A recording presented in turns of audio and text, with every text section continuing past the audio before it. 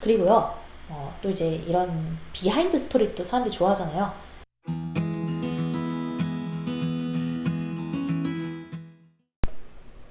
안녕하세요. 입시 읽어준 여자입니다. 오늘은 인천대학교에 대해서 알아보도록 하겠습니다. 일단 모집 요강 분석을 해볼 거고요. 이 다음 세트에서 2018학년도, 2019학년도의 경쟁률이 어떠했고, 올해의 경쟁률은 어떻게 변할 것이고, 입결은 어떻게 변할 것인지에 대한 이제 컨설턴트형 분석을 진행을 해볼 텐데요. 일단 인천대학교는 여러분들이 알고 있는 게 뭐가 있을까요? 국립대다. 국립대면 어떻다? 등록비가 싸다. 입학금이 싸다. 그죠? 거의 뭐 인하대랑 인천대는 두 개가 많이 비교되는데, 인하대는 사립대, 인천대는 국립대라서 사실 인하대의 등록금이 거의 인천대 2배 정도라고 보시면 돼요. 이따가 제가 인하대 분석할 때 다시 보여드리도록 하겠습니다. 인천대는 그래서 제 생각에는 세부 전형별 안내까지 한 번에 갈 수 있을 것 같아요.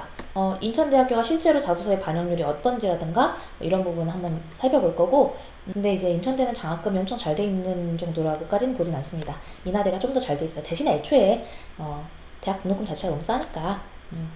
그리고 또 직업국, 그러니까 지방거점 국립대라는 게 저는 괜찮은 접근이라고 생각합니다. 다만 지방거점 국립대는 일반적인 비교과 접근보다는 학생이 내신 위주의 선발을 한다는 점을 알고서 접근하시면 좋을 것 같아요.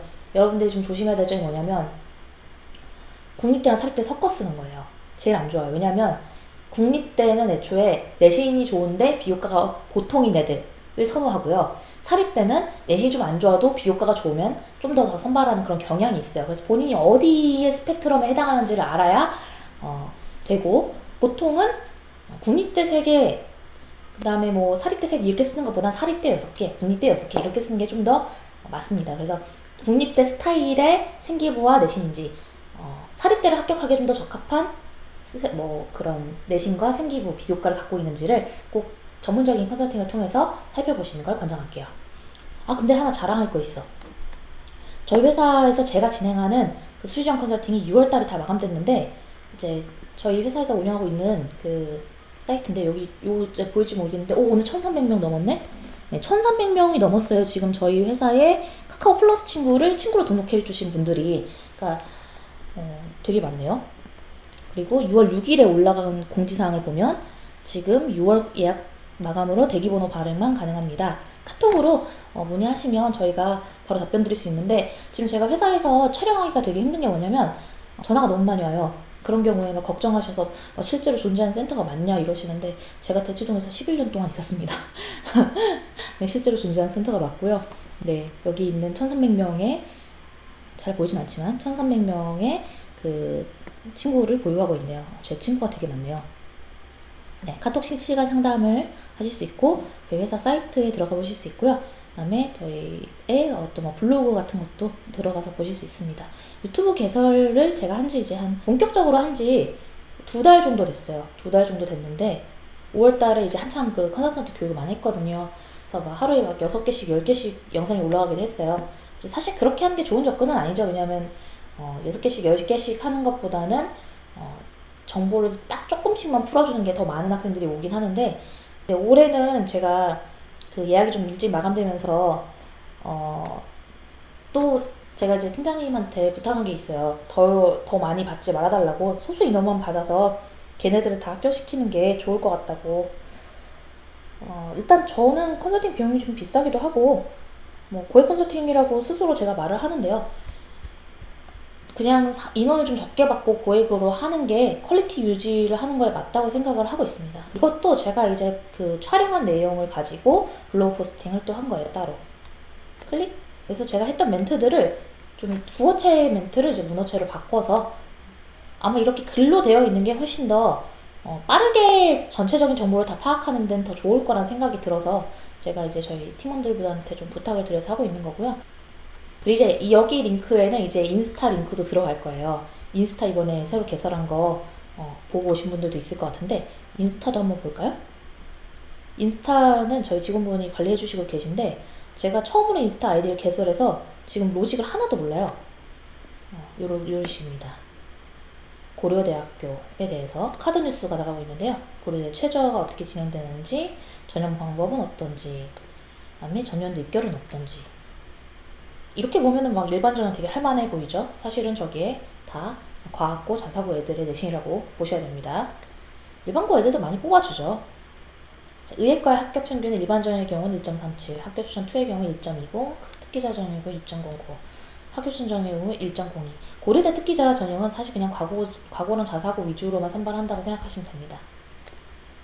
네, 그래서 자세한 정보는 입시 읽어주는 여자 확인하세요. 그러니까 입시 읽어주는 여자라는 이 채널, 그러니까 유튜브 채널은요, 컨설턴트 교육을 이제 저희 편집자분이 편집을 해서 학생들이 좀 볼 수 있게, 학원장님들이 좀 볼 수 있게 그렇게 만든 콘텐츠고요. 이게 분수로 치면 굉장히 많아요. 그래서 최소 100시간을 이수를 해야 저희가 이제 컨설턴트 등록을 해주는데, 그 내용을 이제 편집해서 올라가고 있는 거고, 이 인스타그램 같은 경우에는 학생들이 좀 보고 좋아요 많이 눌러달라고, 올린 지 20시간 지났는데 좋아요 7개밖에 안 돼요. 그래서 왜냐하면 지금 팔로우가 굉장히 적기 때문이죠. 왜냐 어제 개설했거든요. 어제 개설한 거 치고 좋아요 7개면 좋은 건가요? 여러분들이 많이 좋아요 눌러주시고, 좋은 정보는 공유하는 게 좋죠. 좋은 정보 공유하는 게 좋고, 저희가 진행하는 수의지원 컨설팅은 제 예약이 마감되면, 그다음에 다음 그 수석 컨설턴트 분들한테 배정이 돼요. 수의지원 컨설팅이. 그래서 보통 제가 제일 예약이 빨리 마감되겠죠. 아무래도. 그리고 수석 컨설턴트 분들까지 예약이 마감되면 이제 마감됐다고 공고가 올라갈 거예요. 그리고 제가 이 부분은 아직 결정을 못했는데, 마감이 되면 저희 이런 류의 것들 전부 비공개를 돌리게 되지 않을까 그런 생각이 들어요. 왜냐면 제가 관리하는 학생들이, 제가 비용을 받고 잘 관리해주는 학생들이 대학을 잘 가는 게 저한테 중요한 문제잖아요. 그런데 정보가 너무 많이 퍼져버리면 제가 관리해준 학생들에게만 제공해야 될 정보가 너무 많이 퍼져버릴까봐 나중에는 이 채널이 없어질 수도 있어요. 이 채널이 없어지면 제가 어디 도망친 게 아니고 저희 회사 예약이 다 마감됐구나 이렇게 이해하시면 될 것 같아요. 그래서 자, 제가 왜 얘기가 길어졌냐면요, 인천대학교에 대해서는 그렇게 많이 볼 게 없어서 그래요. 인천대학교는 INU 교과 전형을 좀 봐야 되는데, 일단 우리 주요 변경 사항 살펴볼게요. 자, 수능 최저가 있는 교과 전형과 수능 최저가 없는 교과 전형이 있으며, 수능 최저가 없는 교과 전형의 인원수가 훨씬 더 많네요. 567명, 최저가 있는 경우가 307명. 학생부 종합 전형은 수능 최저가 없습니다. 그리고 총 인원수가 654명으로 약간 명 늘었네요. 그래서 수시로 이 정도의 인원을 선발한다고 하고요. 정시로 이 인원까지 해서 합계가 약 2,500명 정도가 되는 것입니다. 전형별 지원 자격 요약 볼게요. 이 표는 너무나 직관적으로 잘 나와 있기 때문에 저는 제가 특별히 분석을 해드릴 내용은 없을 것 같습니다. 그리고요, 또 이제 이런 비하인드 스토리 또 사람들이 좋아하잖아요. 네. 제가 모집 요강 분석을 하면서 어떤 점까지 분석을 하냐면 그 해의 디자인까지도 봅니다.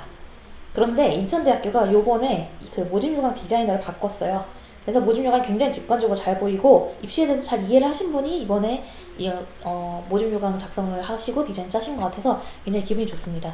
전년도에는 좀 분석하기 좀 난해했거든요. 지금 너무 직관적으로 잘 돼 있어서 제가 설명할 것도 없어요. 보시면 학생부 교과는 아예 학생부랑 자소서를 반영하지 않는다라고 명확하게 나와 있고요. 학생부 종합전형 오히려 교과를 아예 반영하지 않는다고 명확하게 나와 있어요. 이런 부분은 좀 독특한 거예요. 왜냐면 일반적인 학생부 교과 전형에서도 서류를 20% 반영한다는 내부적 규율이 있거나, 학생부 종합전형에서도 교과를 내부적으로 20% 30% 반영한다는 내부적 규율이 있는데, 여기 지금 이렇게 짧게 하이픈 들어간 것들은 기본적으로 반영 안 한다, 이런 뜻으로 생각하시면 되시겠어요. 네, 그리고 면접의 경우는 교과 성적 우수한 면접이 없고요. 수능 체제를 맞춰야 되는 겁니다. INU 교과는 면접이 있어요. 그래서 이렇게 생각하시면 되죠. INU 교과는 교과 면접 전형, 교과 성적 우수자 전형은 교과 최저 전형. 그런 식으로 저희가 컨설턴트 교육을 하는 거예요. 이런 식으로 분석을 한 다음에 거기에 맞게끔 세팅이 들어가는 거죠. 그래서 면접을 보는 전형은 모두 다 배수 선발을 한다는 거 체크하시고 넘어가시면 되겠습니다. 제가 한양대 법대를 나왔는데요. 저 때만 해도 저는 서울대법대, 고려대법대를 이제 정시 때 제 앞에 번호까지만 돼가지고 못 가고 한양대법대로 가게 됐어요. 그래서 뭐 8학기 장학금 받고 뭐 전체적으로 총 6천원에서 8천만 원 정도의 지원을 받았는데, 근데 지금 한양대가 딱 좋다 나쁘다 말하기가 어려운 게 한양대가 입학 사정을 잘 못해요. 막 디자이너도 써가지고 막 이렇게 예쁘게 색깔 잘 짜고 하면 좋을 텐데, 한양대 모집영화 보면은 좀 단촐합니다. 단촐하고요. 뭐 그렇다고 해서 제가 이제 이런 표현을 할 때 그럼 모집영화 디자인만 멋있게 짜면 좋은 학교냐 이렇게 반문하실 수 있는데, 그런 뜻이 아니고요. 모집영화 디자인이 바뀌고 좋아지고 있다는 건 그만큼 입학사정 업무에 돈을 쓰고 있다는 정도라고 이해를 해주시면 될 것 같아요. 관리를 하고 있다. 한양대가 뭐 그런 류의 디자인을 안 짜는 거는 관리할 필요가 없는 정도의 좋은 학교이기 때문이라고 말해도 틀린 말은 아닌 거예요. 주요 변경사항 보시면 2020학년도의 주요 변경사항이 학생 교과 전형의 경우는 지금 2017년, 그러니까 그 전년도에는 삼수생까지만 쓸 수 있었는데 이번에는 오수생까지는 쓸 수 있게 됐어요. 그리고 동북아 국제통상학부의 경우는 5개 교과군, 그러니까 국어, 수학, 영어, 사회, 제2외국어까지 들어가게 됐어요. 그래서 1등급이 10개 이상이 돼야 된다 라는 좀 까다로운 교과를 하고 있습니다. 그리고 이제 교과 성적 우수자의 경우에는 지원 자격이 그러니까 2015면 6수까지 되는 겁니다. 근데 뭐 굳이 이런 지원 자격 요새 폐지하고 있는데 굳이 6수를 남겨놓을 이유가 있는지 모르겠네요. 근데 자기추천 전형은 요번에 3배수에서 5배수로 늘렸는데 여기가 되게 밀어주는 학과래요. 그래서 특별히 이 학과만 지금 좀 다르게 뽑고 있는 거예요. 그리고 사회통합 전형의 경우에는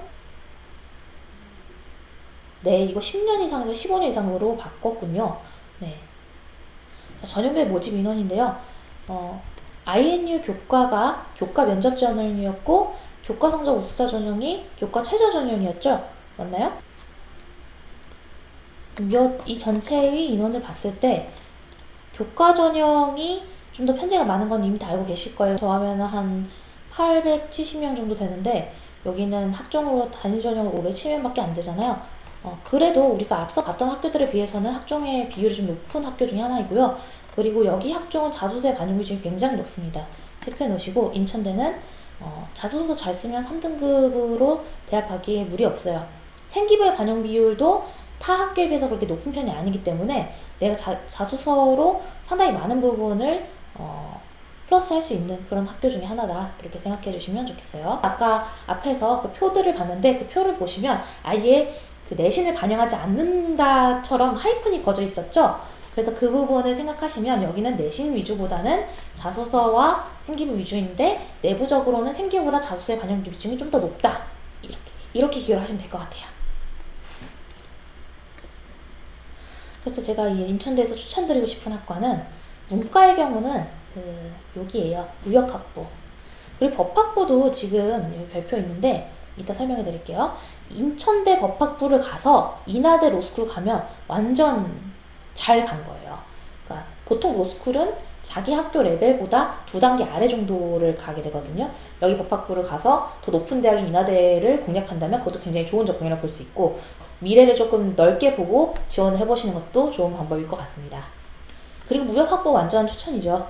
무역학부 같은 경우는 지금 21명, 13명, 19명 이렇게 학종으로 19명 선발하는데 저는 이 전형을 매년 한 2명 정도는 보냈던 것 같아요. 그래서 이 학과 굉장히 밀어주고 있는 학과다 생각하시면 될 것 같습니다. 그렇다면 공과대학이 내지는 이과에서 밀어주고 있는 대학은 어딜까요? 아무래도 뭐 기계공학과인 것 같고요. 그 다음으로 좀 여기가 공략하는 곳은 메카트로닉스 공학과입니다. 여기가 정시에서 엄청 높았어요. 네, 그래서 메카트로닉스 자체에 관심 있는 학생들이라면 수시 때 미리 공략을 해서 가보는 것도 좋을 것 같습니다. 컴퓨터공학부는 좀 입결은 낮은 편입니다. 입결은 좀 낮은 편이고요. 건축에 대해서 관심 있는 학생들이 인천대를 많이 물어보더라고요.